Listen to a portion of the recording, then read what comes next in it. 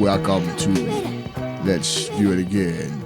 Special horror episode in the middle of springtime. I'm Gene. I'm Steph. What's up, y'all? And we're here bringing you 1989's Pet Sematary. Like I got right into the name of the movie this episode. You didn't forget this time. I never forget. I'm preoccupied with stuff. So sometimes I want to get in and let the viewers know how I'm feeling, things of that sort. So sometimes I just skip over it, but I'm always coming back. So how you feeling today? I'm feeling great. This is a wonderful rewatch. It's very for funny. Me. Once again, this is 1989's Pet Sematary. But yeah, I'm feeling great. What about you? Feeling good. This was a funny rewatch. It was fun to rewatch. Is this one that you watched growing up? Yes. We had this for some reason. I don't know. But what I do you remember mean for some reason? I just don't know why we had a movie. Stephen King movie. I don't know if we had any more, but I remember Pet Sematary. Sure you did. Stephen King was a very big name in the 80s. So his adaptations anyway. It was a real rewatch because I know I haven't seen it probably since I was a kid. Well, the lady at the video store said we rented it in 2017. I don't. She did say that. I don't remember watching it, but even then, it would have been a real rewatch. But since I don't remember having it in 2017, this was a good rewatch. I agree. Funny. Have you watched anything else lately that you kind of want to share with the class? You know, this is a movie podcast, so we are music, movie, and streaming show podcast. We do everything. No, we finished the series Wu-Tang, so that kind of puts it all together. Basically the last thing we did. That puts the music and television, whatever. And if you're gonna make a group, I'm gonna need trust, loyalty, and respect. He did not have that voice in season 1. I want to go back and rewatch, but I'm pretty sure. There's no need to. Popped up in season 2. RZA is a ridiculous person. I'm going to get that out there and say that now. This was a very hard watch, especially season 3. I powered through because I'm a completionist. But, yeah. Because I made you watch it. And that, too. Because I've given up. What else were we watching? That we stopped? That I've stopped on. Oh, Bel Air. I'm pretty much done with. I still watch that until they take it away. Into Peacock leaves. I don't think I'll be buying Peacock. Have you seen that HBO Max is now going to be called Max? I did. Sans and HBO. Who's it? It's merging, I think it's like right? Discover Plus, whatever their streaming service is. I don't even know. But everybody has a streaming service. The lowest tier has commercial. I guess like Netflix did. We're back at Y'all are back cable. to cable. They were not going to let that idea go. And I mean, they won. They gave us a taste. Yes. Uber, as if we didn't have taxes already. I saw somebody suggest one. Not Uber. Uber, as if we didn't have delivery. No, Uber is that's the cars. Then they have DoorDash. Maybe DoorDash is what I'm thinking about. Yeah, but everything is like we reinvented it. It's like we've had cab drivers and people have been delivering food. So we had hotels, and they said, "But what if my house was a hotel?" Yes. And I need you to put that laundry in there before y'all leave. Don't get into cars with strangers and look at us. We're right back. We're staying in strangers' houses and riding their cars. And riding their cars. And my somebody's mom will making be all the money. So disappointed in me. Everything she told me not to do, I just do. And I give them the money to do it. What does they say about me? What does they say about society? You, what does they say about me, Ray? Anyway, now that we've taken that small... We've gotten that out. Yeah. Small detour. Is a detour. But speaking of things our mom told us not to do, she said I'm going to cemeteries.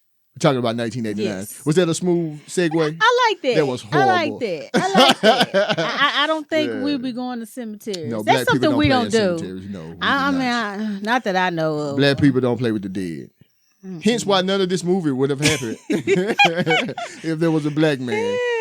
This is another week of parents being unattentive and not watching their children to detrimental effects. So just like last week, Honey, I Shrunk the Kids, much like this movie, which is that was 1989 as well, which is why I'm not going to have 1989 facts. So listening and viewer audience, if you wanted to hear me give you some sweet 1989 facts, that won't be in this week. That's and if this is your first time, go back and watch. Go back to listen to all our greatest hits. And to Honey, I Shrunk take it the all Kids. in. Yeah, Honey, I Shrunk, and Shrink the Kids. Yes. Give the people a little synopsis of 1989's Pet Sematary stuff. All right, this is from StephenKing.com, so this should be the best synopsis. I know. This is week number 2 in a row as well that you haven't been to IMDb, and I know. I'm not like shaking things up. Okay. So, the road in front of Dr. Lewis Creed's rural Maine home frequently claims the lives of neighborhood pets. Lewis has recently moved from Chicago to Ludlow with his wife, Rachel, their children, and pet cat. Near their house, local children have created a cemetery for dogs and cats killed by the steady stream of transports on the busy highway.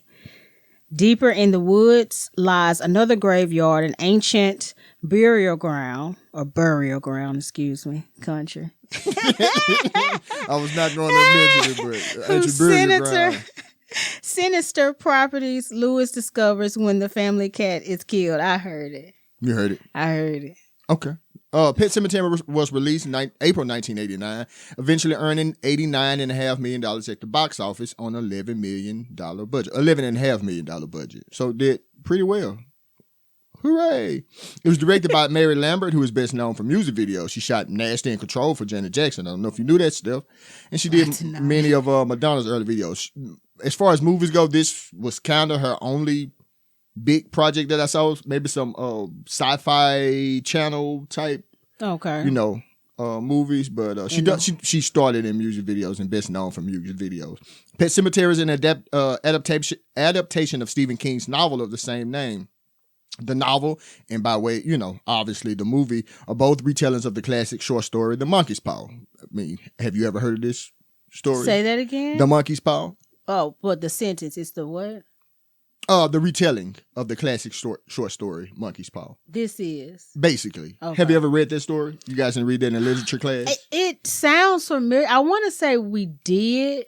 Do you want me to give you a quick rundown? Yeah, of what go happened? ahead. Okay. For the people. Yeah, and for the people who hadn't read the short story Monkey's Paw.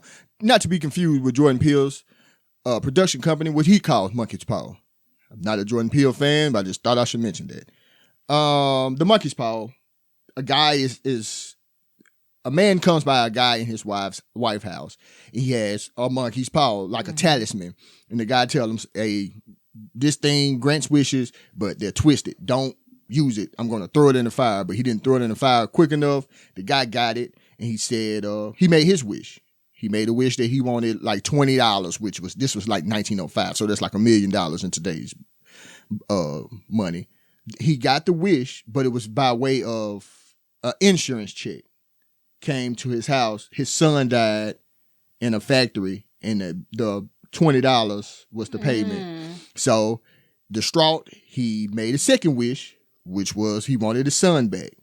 And his son was, a zombie or whatever. Yeah. And he came to the house and he made his third wish. I guess we never get what his third wish was in the short story, but the son is, knocking at the door. I'm assuming wants to eat his dad, and then the knocking stops with the third wish. So that's how the story wraps up. So check that out, The Monkey's Paw.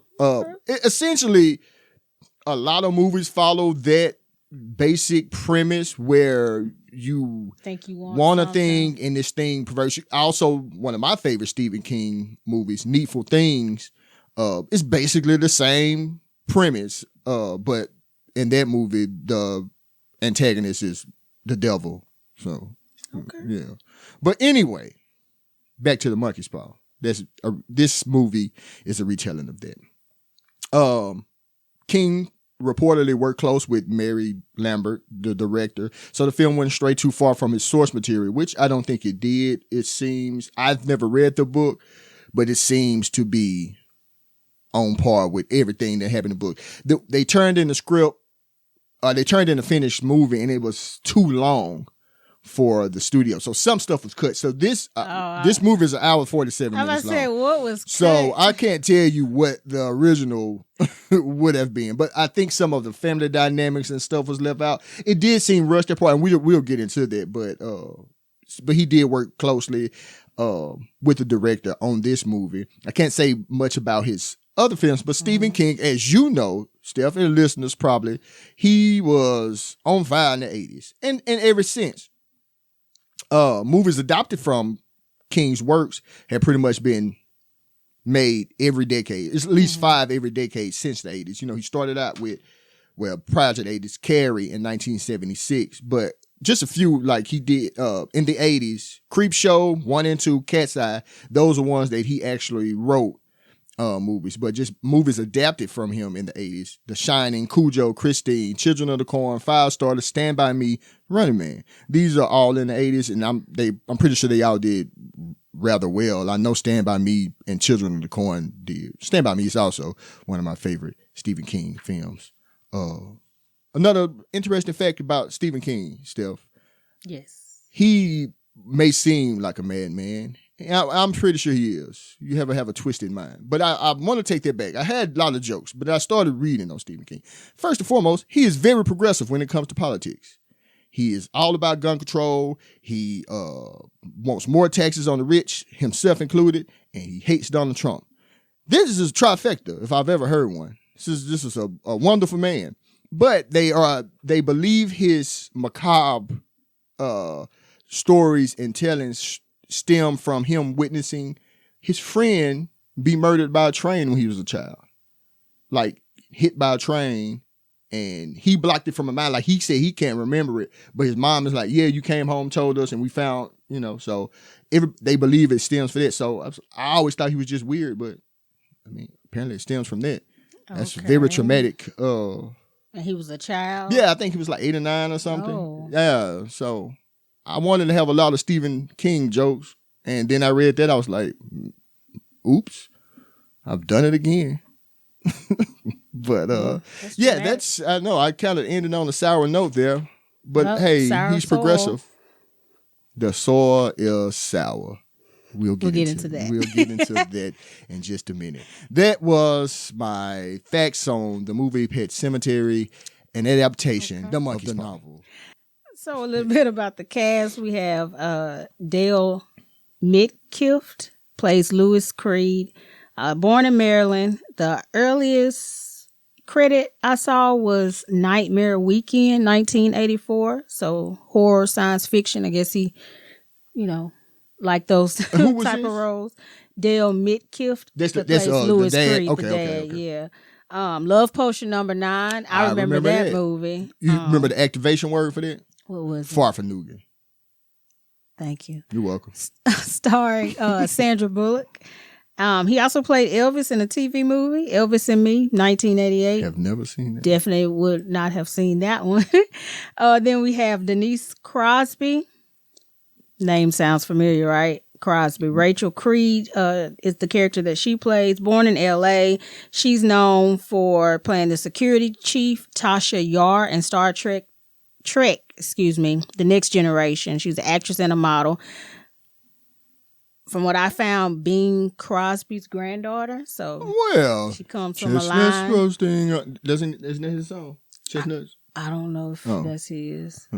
We're Halloween and Christmas this episode. Okay. Ellie Creed, the oldest child of the Creed family, played by Blaze Berdahl, born in New York City. She's a successful voiceover actress, so she went that way. We have, is it Miko or Maiko? I'm sorry. Hughes. Maiko. Who plays Gage the real Reed. Star of this movie. Yes, the little star of this movie.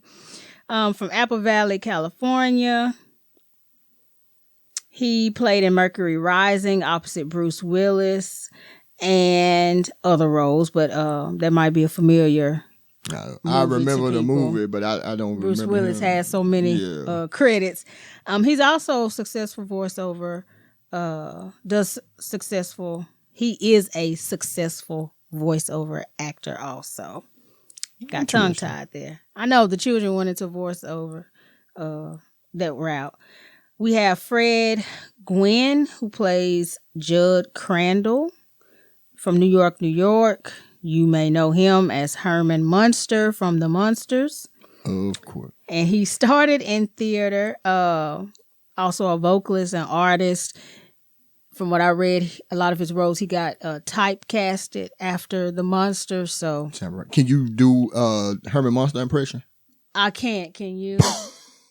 Yes. One more time for the people. I don't think they heard you. Okay.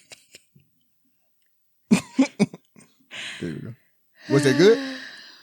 Thank you. And lastly, we have Brad Greenquist, who plays Victor Pascal. He also brings some comedic relief. He does. To this movie. I think that's what it is, and that's why I liked it as a kid. It was more funny than it was terrifying. I mean, it has its parts, but it's nothing too bad. But we'll get into it, I guess. Yeah. Actor, director, producer. First credit was Mutants in Paradise, from what I found. So that's a little bit about our people. That's that. Give us let's get into the first act, man. We've kept them way long enough. Pet Sematary. We open up and we have scenes from a pet cemetery. So, he goes straight there with it. No question what this movie is about. Yeah, it takes a little while for the movie to start with those scenes, but we find that we have a family of 4 who we later on find out are the Creeds. They've moved to a new home. Louis Creed, the father, is a doctor. He's gotten a job at the local college. We have the first of many scenes of the 18-wheelers flying down the road by this family's house. Gage, and I guess you say kind of foreshadowing, the youngest of the Creed bunch is saved by a neighbor when he almost gets ran over by an 18-wheeler. And that neighbor is Judd from The Munster. You want me to do it again, don't you? I thought you do. I'm not. No. You felt it though. Yes, I knew you wanted me to. I know you. You just deny me. Trying to make a fool of me in front of all these people. I didn't tell you to do that. All 40 of these people watching us. Why you say 40? I mean, that's how many people watching. You're correct. All million of these people taking this in. You never know. But we see a mysterious path right near the Creed's home. So if this was your first time watching, you'd be like, oh. I bet there's a cemetery back there. You would not. That's what I was saying. That's what you yes, say. That's what I was saying. You're like, oh, it's something over there. Huh? Because that's what people used to do. They used to just bury folk. I mean, you had to put your dead somewhere. But you had to I wouldn't have thought it was a pet cemetery, no. Because people are not, especially country folk, are not known for burying animals. You will, if you are a dog and you get too sick, you are simply tied to a tree and shot in the head. That's what happens. And then what happens with the body? Leave it there for the vultures.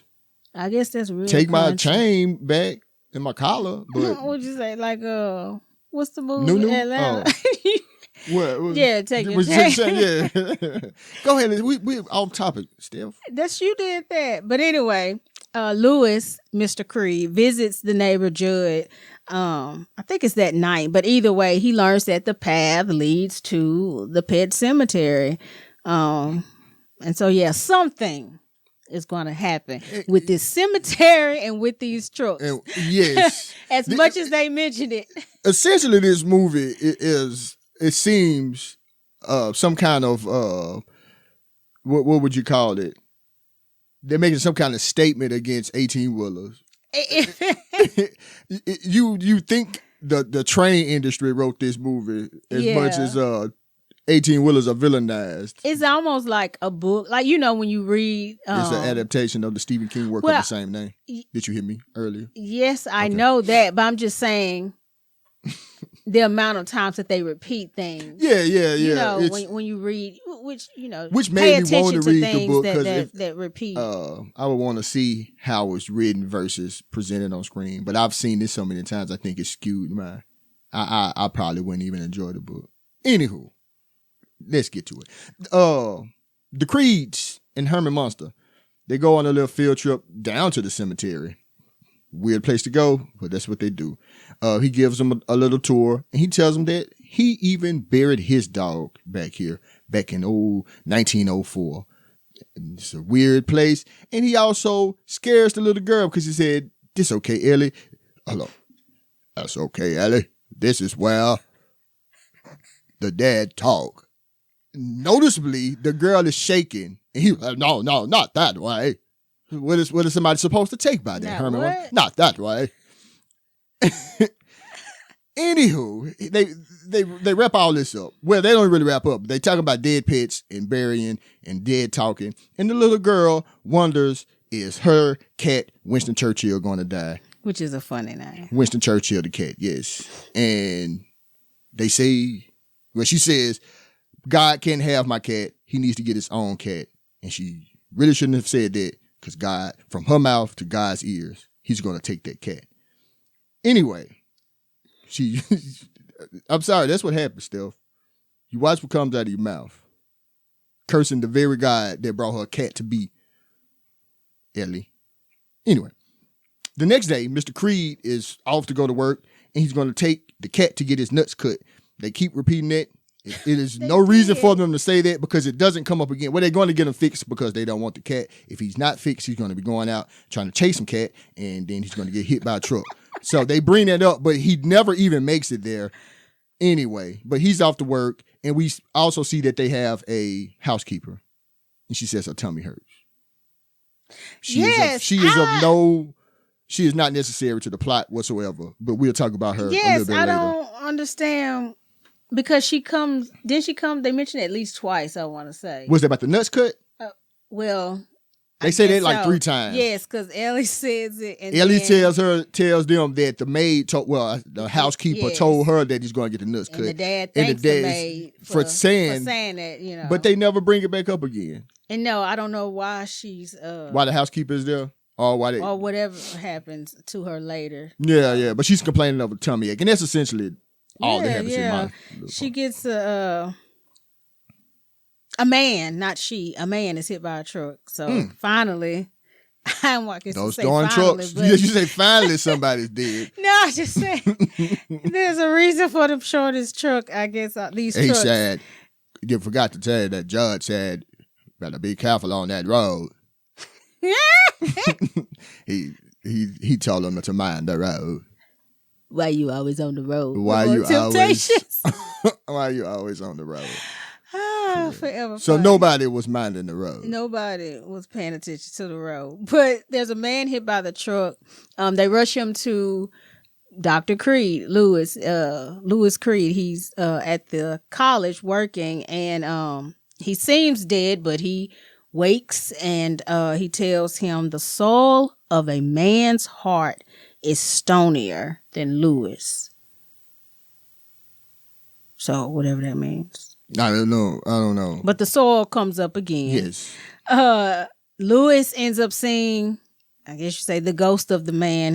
His name is Pascal. In his home. And he tells him, the ghost tells Lewis, we've got places to go. And he leads Lewis to the Pet Sematary. And Lewis wakes up, has dirty foot bottoms. Yes.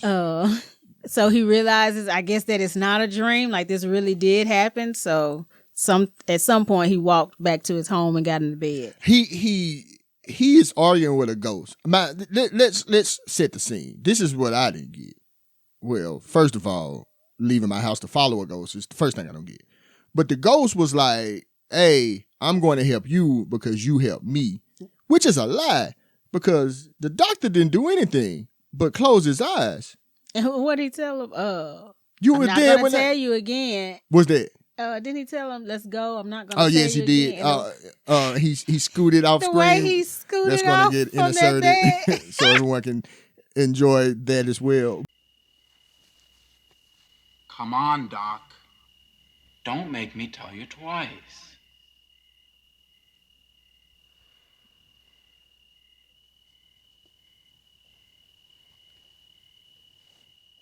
But yeah, the ghost is he's pressuring Lewis to go out to the cemetery with him. Yes, it's supposed to be such a bad idea. Well, he got him there and said, "Don't go any farther. You could come to this little cemetery, but don't go back there." Though? That's like don't give me all the information. Kid not to get the piece of candy, then leaving the room. Exactly. This is a horrible imaginary friend that Lewis has. What? Yeah. So, but yeah, the ghost wants to help Lewis because he helped him, which once again is a lie. And Lewis tells him like, "You already dead when you got there." So even Lewis couldn't keep the secret. I didn't try to help you, boy. You were the last body before my lunch break. I had other things to do. There was nothing else he could do. It was not. He did not buy that road. Anyway. Oh, were you wrapped up? Okay, yeah. The family, we see them switching seasons. We go from Halloween, and then now we're at Thanksgiving. And the family is going to go off to Chicago. Well, we don't know they're going to Chicago, but we know they're going to the in-laws' house. I guess did you say that the Creeds were from Chicago? Yeah, I think that's what they were. So they're going there minus Lewis. That doesn't make any sense. I don't know why Lewis is staying back at the house. Maybe they had problems with his in-laws. Well, he says that. He says he doesn't, care for the father-in-law, or the father-in-law doesn't care for him, vice versa. But I mean, a hotel is pretty affordable for a small town doctor. You could just go to the city that you're from and go get a hotel room. And it's your whole family going. And your whole family, your wife, a toddler, and another little girl. You just say, "Go out, be free, my little birds, fly, fly." Anyway, from me. His very first day alone, yes, far away from me. His very first day alone, it begins with a call from old Judd. He says, "There's a cat on my lawn. It looks like your little girl's cat." And true enough, it is Winston Churchill. Winston. Dead. Not the Brit Winston Churchill, but Winston Churchill, the cat. He's dead on Judd's lawn, taken by the road. Because they got his nuts cut. I don't know what he was traveling for, but he got deaf because of it. But anyway, at that point, he's prepared to have the death talk with Ellie. And that's where this whole thing goes off the rail. He wants to have the talk. Yes. But Judd stops him and said, "Maybe that's another way."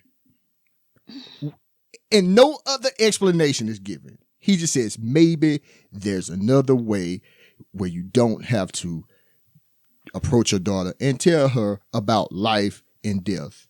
Don't ruin the holidays. So much either. All she's this definitely going to learn after all of this. She's going to get a crash course. Yeah. And that is not a pun. Everything. But it should have been. Lewis, you should have told your daughter. He could have. He just says a better way. Anyway, that's what the old man tells him. Steph, I got to drive home the point that the man is a doctor. Yes. You could afford a new cat. You could just go buy a gray cat. The child was not know. Just call it Winston Churchill.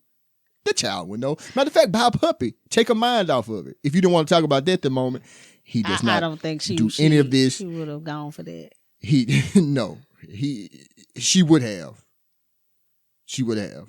If you buy a child a brand new animal, not if they don't like they're gonna forget. They're gonna forget one day. Puppies are cute. They make you forget. Anyway, he didn't go to a pet store, Steph. Where did he go? He headed into the cemetery with the old man, but they didn't stop there. Did not. He went to the very place that the ghost man just told him not to go. This is what I'm saying as a black person. We would, first of all, I'm not climbing over branches and twigs and this place that's cut off for a reason with the old man who is very agile. You probably not going down that path. I'm not going to the pet cemetery to begin with. Is that my land? I'm not buying a house with a cemetery in the back either. So yeah. Yes. Did they see the house before? Did they see that path? And yes. Did they see everything? The flying trucks, Judd. They did not. The path. If they should have been on what was the Love and the List? Yeah, right. HGTV. Because they could have talked about the traffic and this weird path in the back of my house. Bring it down to value. Anyway, he went to the place where the dead guy told him not to go. Deliberately disobeyed the ghost. Just like Simba. Let's not forget how fast Judd is up over this wall. Judd is 80 years old. But he's driven by the call from beyond the grave to get this man back there. To get a cat back. Just so this man wouldn't have to talk to his daughter. So yes, he jumps over the wall and heads I guess to this the top. Well, they go through a forest and then they go over a mountain. And then when they finally get there, Lewis, all out of breath, it says he finally asked, because he's been all these places, he's not once asked Judd, where are we going? What are we doing with this dead cat in a bag, Judd? What are we doing? A cat in the bag. They get past one cemetery, climb up a mountain to another cemetery, and says, this look like a cemetery. And Judd said, yup. And never stopped to say, why would you do that? Why would you do that? Well, why would you make me come here? He never asked. Never asked where you're going before you even start. Correct. And never said, what's a better way, Judd? But anyway, Judd tells me, yes, we are at a cemetery, and this is not a regular cemetery. This is a genuine Indian burial ground. And Lewis says, sure, I'm already here. Let's do this, Judd. And Judd says, we're not doing it. A man got to bury his own. And Lewis treks forward. Even after that creepy warning, he still pickaxes into the ground and puts the cat. And gets the cat out of the bag. Cat's out the bag. Cat is out the bag. The cat's out the bag. And he still ain't asked. Like, he put the cat there. He didn't ask him why he was, like, putting the dirt over the hole. Like, what's the purpose? It's a lot of steps to this. He had to get dig up a hole there and then to actually take the cat out of the bag. And he did not say, Judd, how does this solve my initial problem? How does this work? Well, how does it's still cat? It's still dead, Judd. Yes, I'm burying it. So we went to a secondary location. The Pet Sematary is Herman down Monster. There. Correct. But whatever. Just go with it. They head back to the house, and that's when Judd makes some promise. You're gonna keep this whole thing a secret affair. And Lewis says, "What are we keeping secret?" And he does not answer him. He does the cryptic thing, and he says, "A man's heart is stonier, Lois." Oh my goodness! There we go. Repetition. It comes right back, and Lewis is shaking because the dead man used his last breath to tell him those exact words, and he still doesn't think anything weird is going on. He doesn't leave the house, because I would have left that very moment and went to Chicago and never left came back. that old man there and with whatever that cat was whatever was coming to fix it. But anyway, that was just normal, and Lewis paid no mind. He calls his family. He doesn't say anything about the cat being dead, and then at the very end of the call, his sweet baby Gage says, "I love you, Daddy," and Lewis does not answer his son. I don't know. I just wanted to mention that. He just continues to say, "I love you, Daddy," and Lewis does not respond in any way. Hi, Daddy, I love you. Hi, Daddy, I love you. His heart is stony indeed. Yeah. So, church returns. He does. You know. Winston Churchill. He's back. Lewis goes to visit Judd again. You know, they friends by now. They stay sitting down together, right? Did we mention it? I guess we did say he's right across the street from him. Yeah. Okay. Well, yeah. I said neighbor, but he is, right across that busy. The road. Yes. That busy. I think it's Highway 15. I think they showed the sign at one point. South. So, Okay. It's going south. Yeah. Judd tells Lewis that his dog, so Judd's dog Spot, was brought back to life when he was younger. But he came back aggressive. So he didn't say this prior to us putting the dead cat in the Indian burial ground. He did not.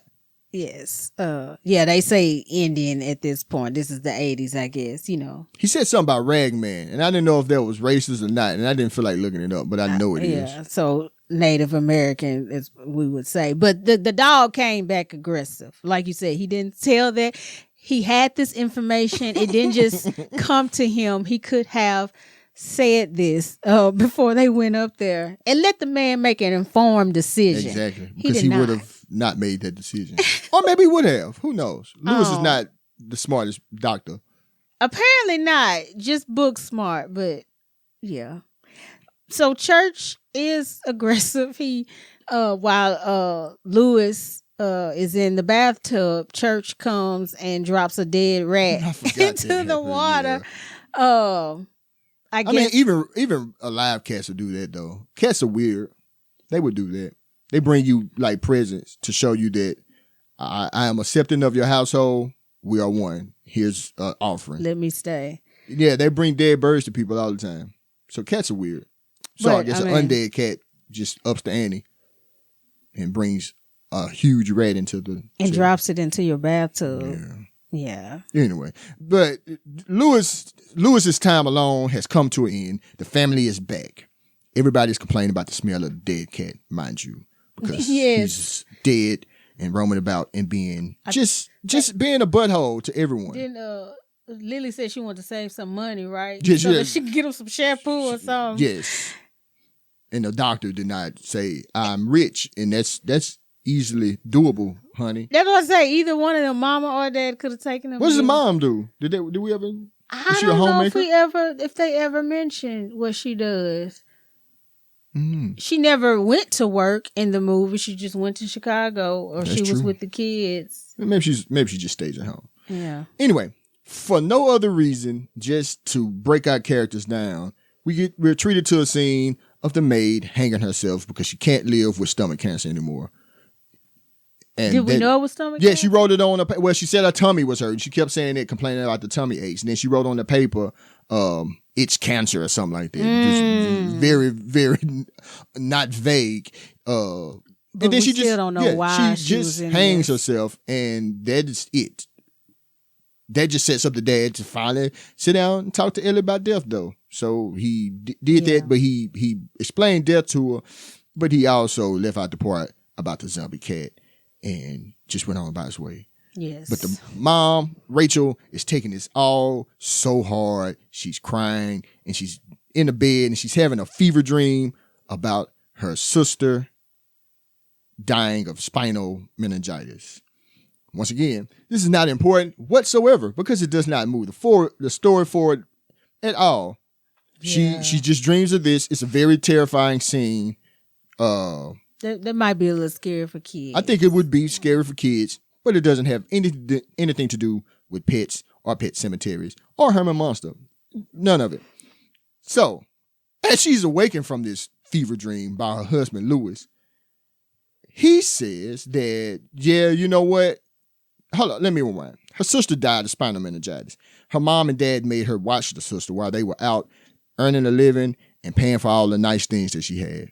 And she regretted and she hated them for it and them making her stay and take care of her sibling. Lewis, when she wakes up and tells him this story that he's obviously heard before, he says, "You're right, I hate your parents too. We're in agreement there. Do you want some Valium?"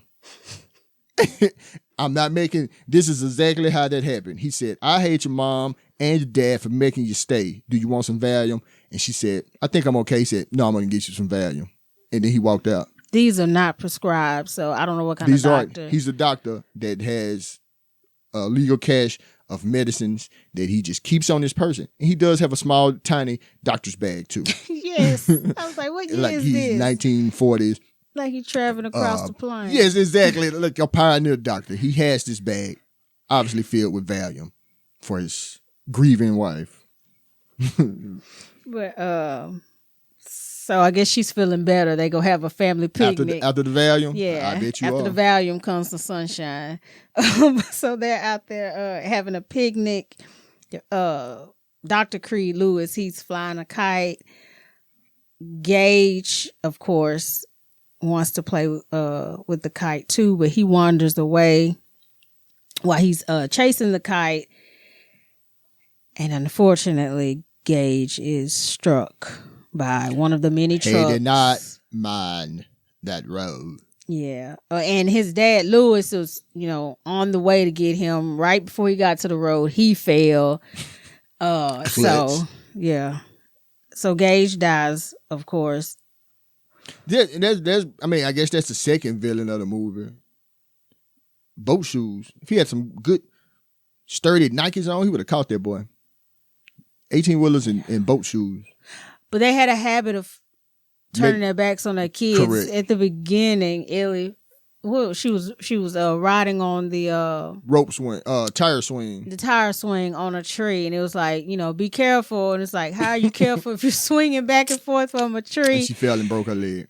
Yes, and then Gage, did he almost get hit then? Correct. Yeah, this is all in one day. The very first day they show up at this demon house, these things happen. Yeah, watch your kids. And wear Nikes. This is not an endorsement of Nikes. Just wear athletic shoes. But yeah. I do. I wear Nikes. Because if I knock a fool out, there'll be black Nikes on my feet. Thank you for that piece of information. So they have the funeral. I guess the tension is high. Rachel's father ends up attacking Lewis. So they, have a fight at the funeral. They knock over Gage's casket. I don't know if it opened. It did, but they didn't show the inside. I think they showed his little fist. His little hand. So yeah, tempers flare there. Judd tells Lewis he can't bury Gage on the Micmac grounds, right? Because Yeah, we finally named the Indian, and that's a real tribe. I didn't do my research on the Micmac, but y'all look them up. That's I think it's a real Native American. Yeah, tribe. I think it's MI''MAQ. Okay. So y'all look that up. I'm tired of doing the work for y'all. But so Lewis is interested in, of course, bringing Gage back, just like he did with Church. Correct. Why did he tell him he couldn't do it?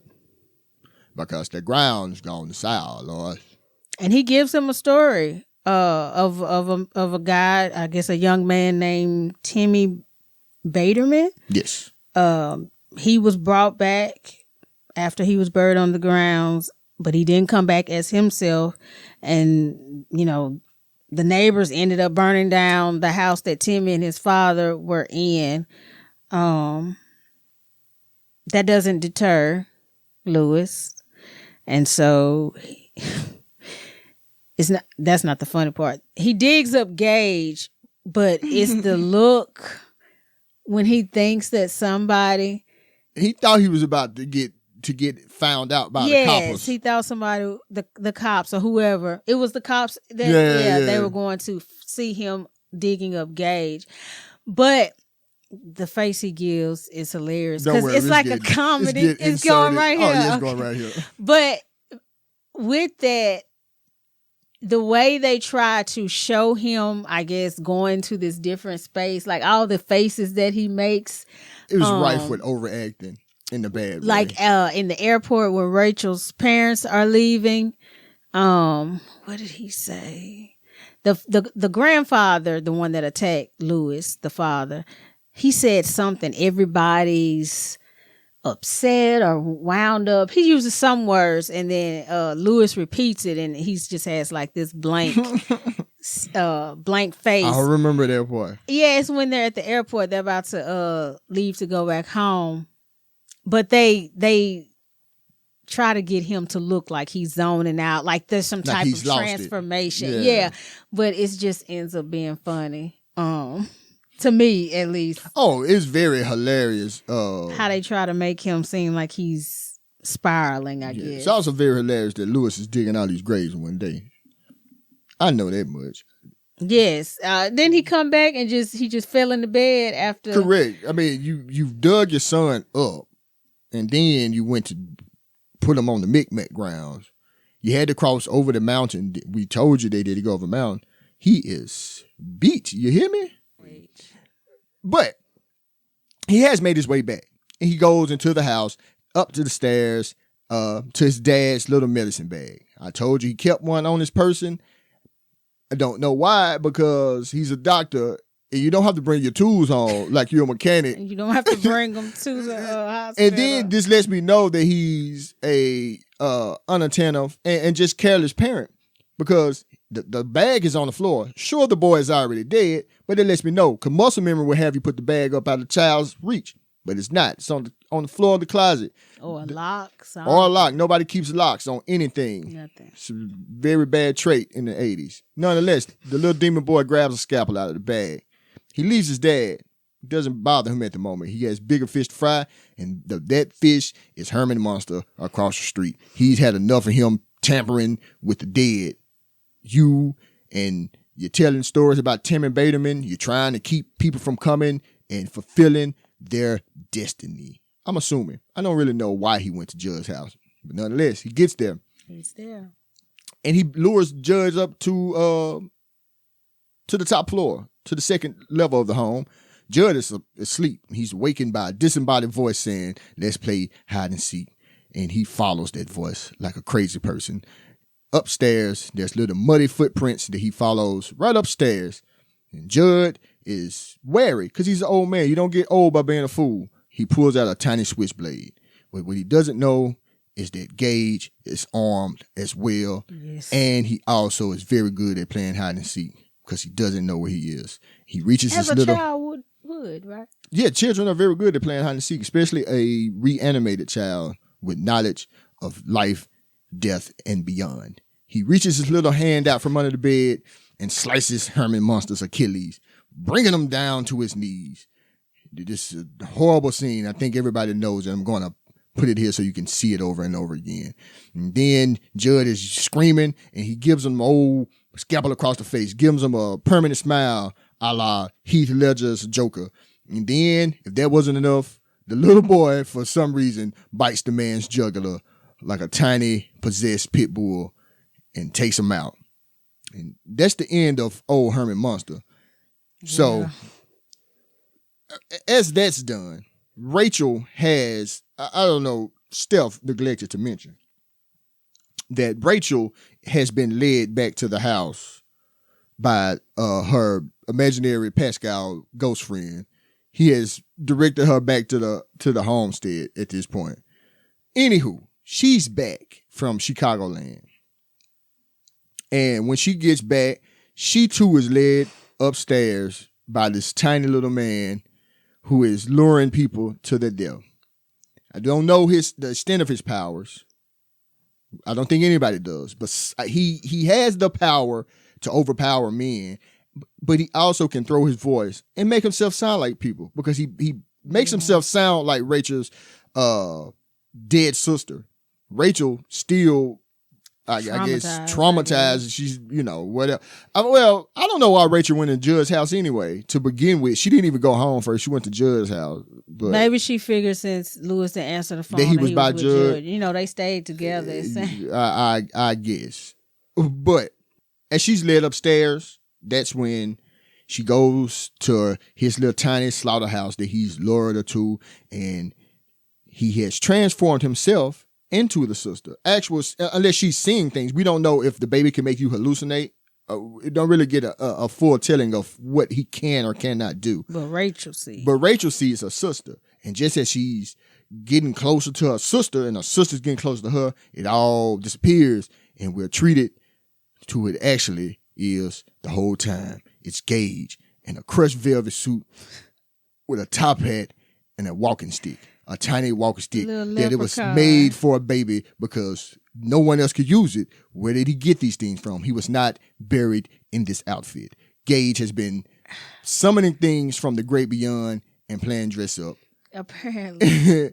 And then as mom gets closer for a little hug on this little Mr. Peanut man, he scalpels her too And that is all she wrote for Mom, Judd, and now it's on to Pop Pop, who's still over there knocked out. He's tuckered out from digging all these graves all night.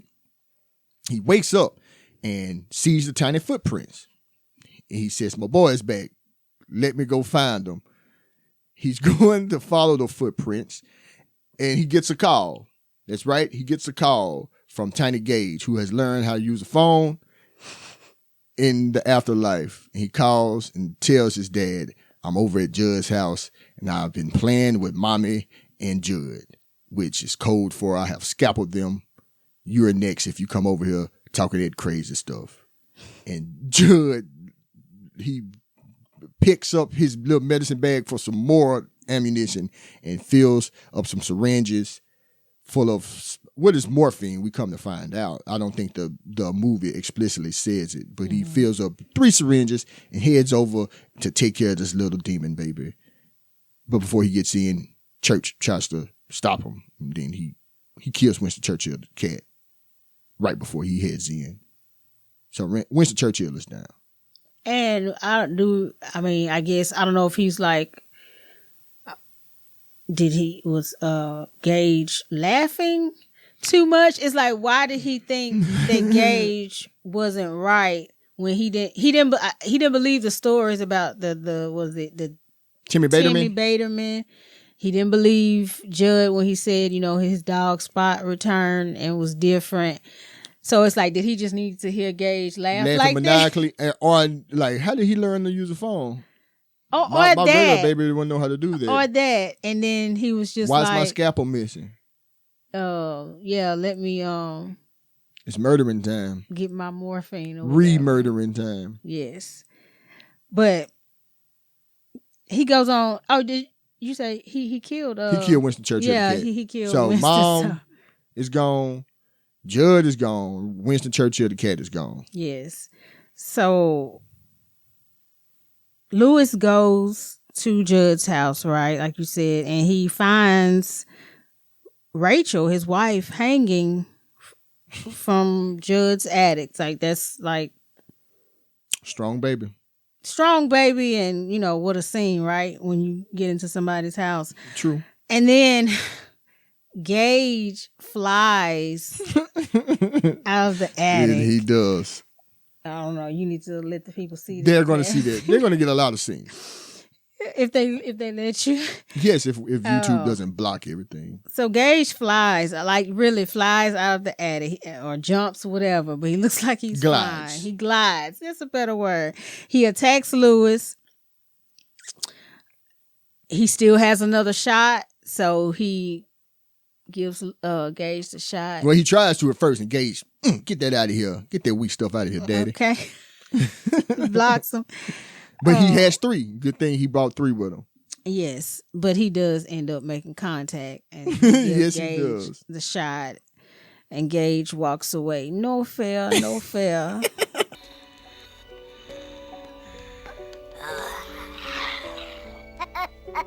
Come here.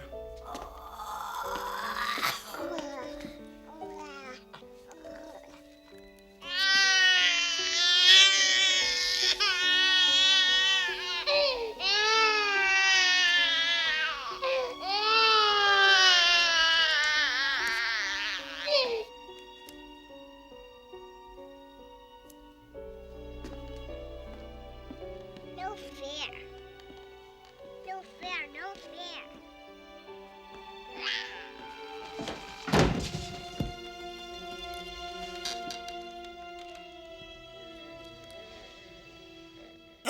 So it's my favorite back scene to in a the baby movie. now.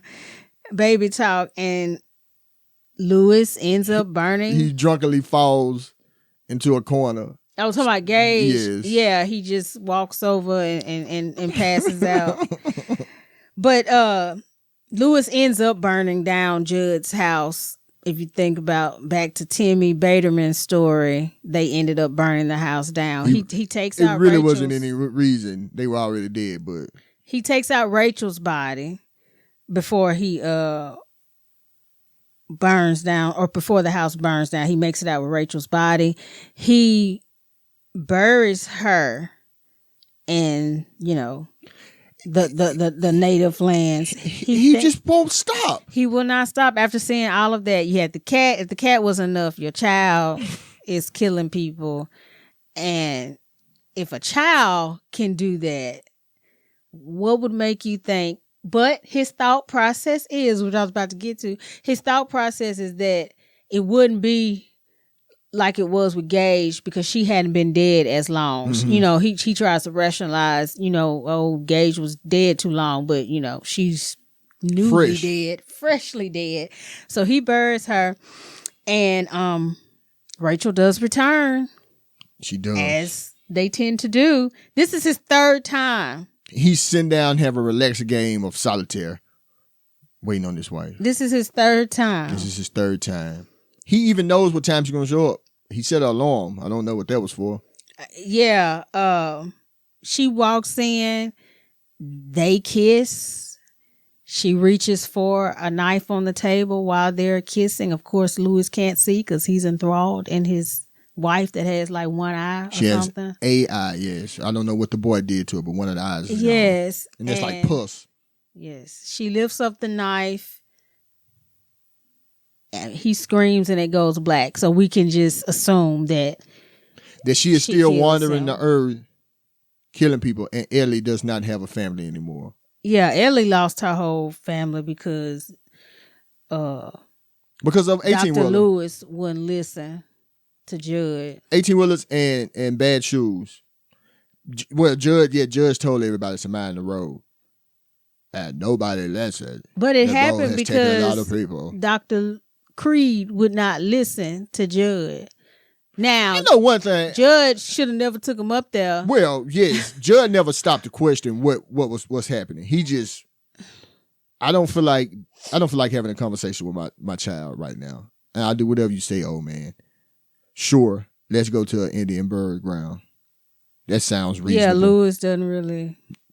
He halfway questions. He's like, "What are we doing?" And then he just continues. Yes, he asked, "What are we doing?" And he's like, "I'm not going to tell you." He's like, "Okay, then I'll keep going. We're already halfway here." There. Look, this is what I'm wondering. What is up with this town and these trucks? A young boy was just. This is before Gage when Pax. What is his name? Paxton. Pascal. When Pascal was killed, it had only been like 6 months. This is a young child, a teenage boy who's been killed by a speeding truck. 6 months later, you kill a baby, and the trucks never once stopped. I know there must not have been a 1989 equivalent of Morris Bart because he would have had insurance settlements out the wazoo in this town. They haven't stopped speeding down this highway yet. And they just killed 2 people in less than a year. What is going on in Maine, man? What is going on? That road. But that's all I had for 1989's Pet Sematary still. That's all I had. It was a good rewatch. I laughed a lot. Yeah. It's like, why? Why does he have a top hat?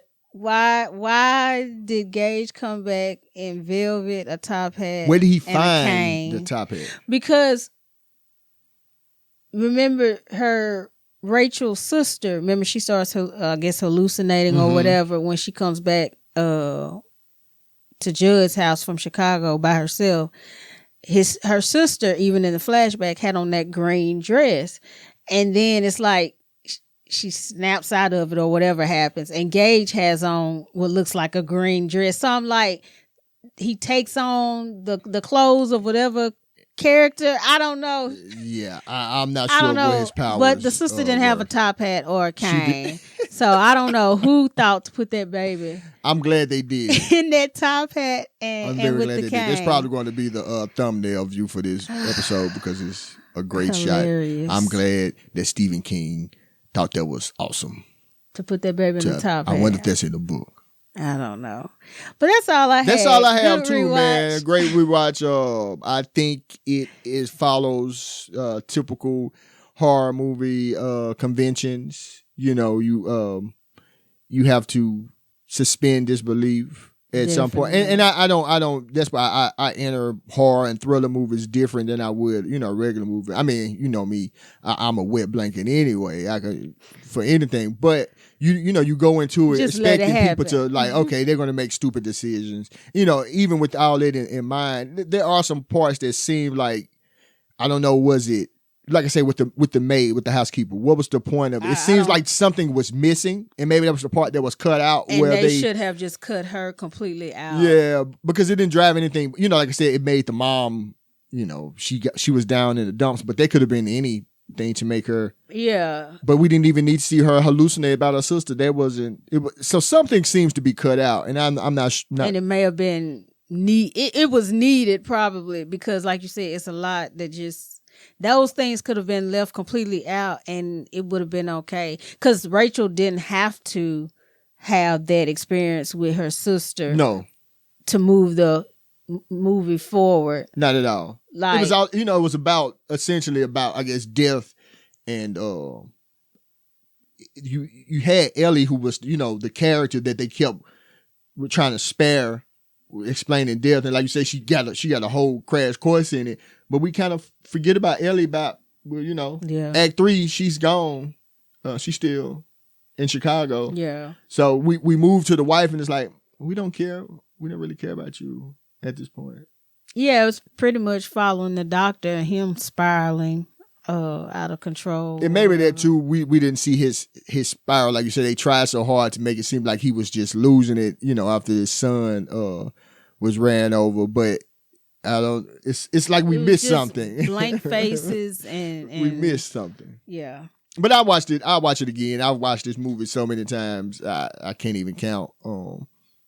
So I'll watch it again. I had an enjoyable rewatch. I would never watch the remake that they did in like 2019. Oh, I don't remember. I don't came think to the movies? I think it did. It did. I didn't see that one, of course. I won't be seeing that. Some things are better left untouched, much like dead bodies and little pets that have been taken by the road. Leave them alone. Don't put them in ancient Micmac burial grounds. And you'll be okay. If you buy a home and has a weird path, don't go down it. Don't go down the Don't path. follow your old man Do not take the neighbor. road less traveled. Do not. Or should you? No, you shouldn't. Well, I guess not. Don't even go down there. Don't take You're going to be tempted. Don't listen to any traveled. old neighbor that you have because he doesn't know. He's not going to give you all the details. Yes. And he's going to have you making a pact with the devil. Rivers and lakes you're used to. Exactly. Stick to the pet cemeteries you're used to. Don't go over a mountain into a whole other place, the ancient burial ground. And wear Nikes. And keep your kids out the road. And don't bring a medicine bag home if you're a doctor. Stop being weird. You're not going to have emergency surgery that you need a scalpel, Lewis. Or Valium. Or morphine. Anyway, we stalling now. We keep talking. That's it. 1989's Pet Sematary. We'll see y'all next week. I don't know how many episodes we're doing this season. It may be the last one. You might get 3 more. Who knows? Stick around and see. Till next time. Stick and stay. Oh, what? Stick and stay. Is that a saying? Yeah. Stick and stay, guys. Till next time. Till next time.